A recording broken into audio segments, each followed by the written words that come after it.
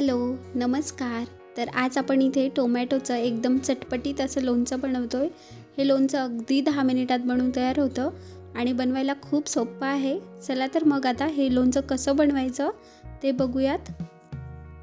त्यासाठी इथे मी अर्धा किलो टोमॅटो घेतलेत। टोमॅटो घेताना त्याला स्वच्छ पाण्याने धुवून घ्यायचं आणि नंतर एका कपड्याने टोमॅटोवरचं सगळं पाणी आपल्याला पुसून घ्यायचं आहे।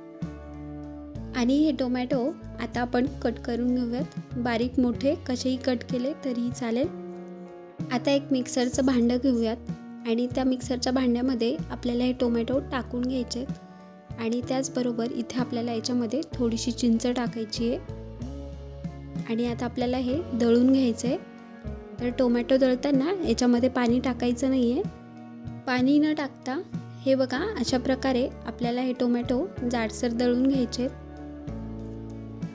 आता आपण या लोणच्यासाठी काय काय साहित्य लागतं ते बघूयात। तर इथे मी 1 चम्मच बडीशोप घेतली आहे आणि अर्धा चम्मच मेथी आणि त्याचबरोबर आपल्याला इथे लागेल 1 चम्मच मोहरी आणि 8 ते 10 कढीपत्त्याची पानं, 3 ते 4 लाल सुक्या मिरच्या आणि आता आपल्याला एक मोठा लसूण लागेल। तर हे प्रमाण मी अर्धा किलो टोमॅटोचं लोणचं बनवण्यासाठी घेतलंय। जर तुम्हाला जास्त प्रमाणात लोणचं बनवायचं असेल तर तुम्ही ह्या साहित्याचं प्रमाण वाढवू शकता। आता आपल्याला हा लसूण सोलून एका खलबत्त्यामध्ये जाडसर कुटून घ्यायचा आहे। लसूण जाडसरच कुटायचा म्हणजे आपल्या लोणच्यामध्ये लसणूचा फ्लेवर छान येतो। तर हे बघा अशा प्रकारे इथे मी हा लसूण जाडसर कुटून घेतलाय। आता आपण ह्या लोणच्याला फोडणी देऊयात। त्यासाठी एका कढईमध्ये आपल्याला तेल टाकून घ्यायचंय। तर इथे आपण थोडंसं जास्त तेल वापरणार आहोत म्हणजे लोणचं बराच दिवस टिकायला मदत होते। तर तेल छान गरम झालं की आता आपण याच्यामध्ये मोहरी टाकूयात आणि आता ही मोहरी आपल्याला छान तडतडू द्यायची आहे। मोहरी तेलामध्ये छान फुलली की मग आपण आता याच्यामध्ये कढीपत्ता टाकून घेऊयात आणि आता लगेचच याच्यामध्ये आपल्याला बडीशेप आणि मेथी टाकायची आहे। आता हे काही सेकंद आपल्याला या तेलामध्ये परतून घ्यायचं आहे आणि यामध्ये आता या लाल मिरच्या टाकून घेऊयात आणि फक्त काही सेकंद आपल्याला ह्या मिरच्या या तेलामध्ये फ्राय करून घ्यायच्या आहेत। आणि आता हा लसूण आपण ह्या तेलामध्ये टाकून परतवून घेऊयात। तर 1 ते 2 मिनिट आपल्याला हा लसूण या तेलामध्ये परतवून घ्यायचा आहे। लसूण थोडासा फ्राय झाला की आता आपल्याला लगेचच याच्यामध्ये लाल तिखट टाकून घ्यायचं आहे।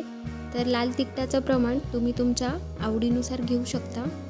आता फक्त 2 सेकंद आपल्याला या तेलामध्ये ही लाल मिरची पावडर परतून घ्यायची आहे आणि लगेच आपण याच्यामध्ये ही टोमॅटो प्युरी टाकून घेऊयात। आता ही टोमॅटोची प्युरी आपल्याला या तेलामध्ये व्यवस्थित मिक्स करून घ्यायची आहे।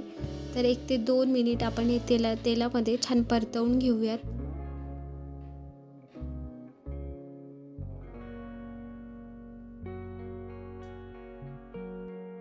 थोडीशी परतून झाली की आता आपण याच्यामध्ये हळद टाकून घेऊयात। तर हळद टाकताना आपल्याला जास्त हळद टाकायची नाही आहे।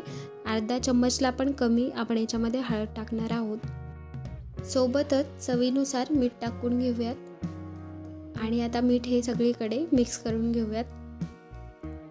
लोणचं छान चटपटीत व्हावं म्हणून आता आपण याच्यामध्ये गूळ टाकून घेऊयात। तर बघा गूळ ऑप्शनल आहे। जर तुम्हाला टाकायचा नसेल तर तुम्ही नाही टाकला तरीही चालेल, पण गूळ टाकल्याने लोणच्याची चव छान येते। आंबट, गोड आणि तिखट असे तिन्ही चव एकत्रित होतात आणि आपलं लोणचं छान मस्त चटपटीत होतं। म्हणून गूळ आवर्जून टाका। जर तुमच्याकडे गूळ नसेल तर तुम्ही या ठिकाणी 2 चमचे साखर टाकली तरीही चालेल। तर बघा सुरुवातीला हे मिश्रण थोडंसं पातळ होतं आणि आता जसं जसं याच्यातील पाण्याचं प्रमाण कमी होतंय तर आपलं लोणचं थोडंसं घट्ट व्हायला लागलंय।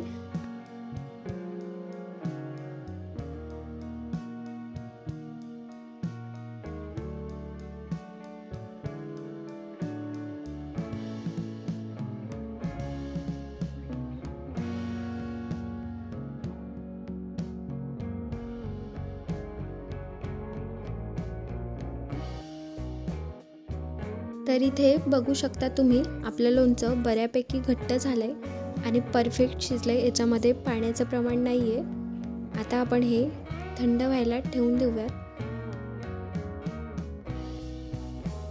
तर तुम्ही इथे बघू शकता आपल्या लोणच्याला रंग एकदम सुरेख आलाय आणि चवीलाही तेवढंच छान लागतं।